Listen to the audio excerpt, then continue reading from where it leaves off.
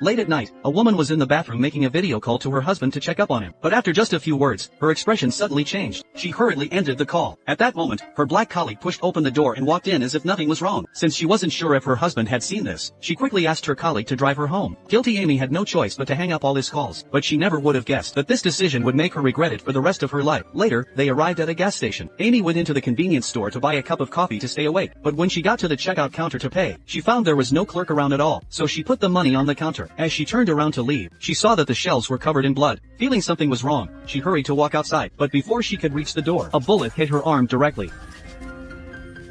She hadn't even figured out who wanted to kill her, when another bullet immediately shattered the glass, barely missing killing her. Amy instantly realized this wasn't an accident. The other person was determined to kill her. She quickly hid behind a shelf, and shouted for help to her colleague in the car outside. But her black colleague was listening to music in the car, completely unaware of the danger. With no other options, she had to save herself. After tearing a piece of her clothes to bandage her wound, Amy stuck her head out again to look around. She almost got shot in the head again. This time, Amy was completely terrified. She lay on the floor, trying to pick up her phone to call the police. Unexpectedly, the other person shot another bullet at her.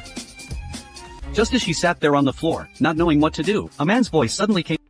Амелия, как слышно?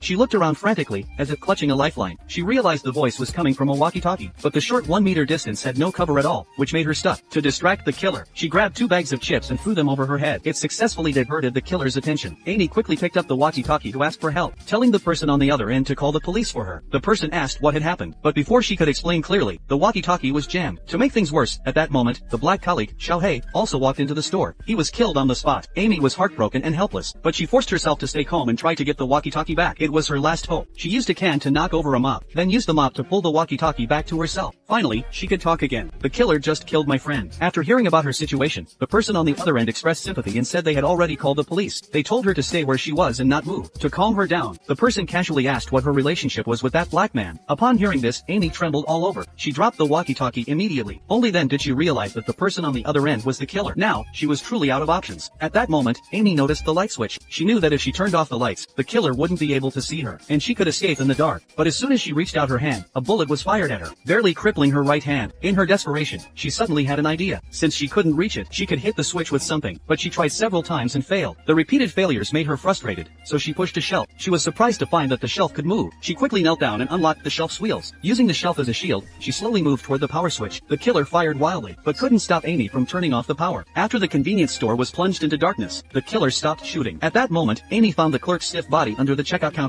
It was clear the clerk had been dead for several hours.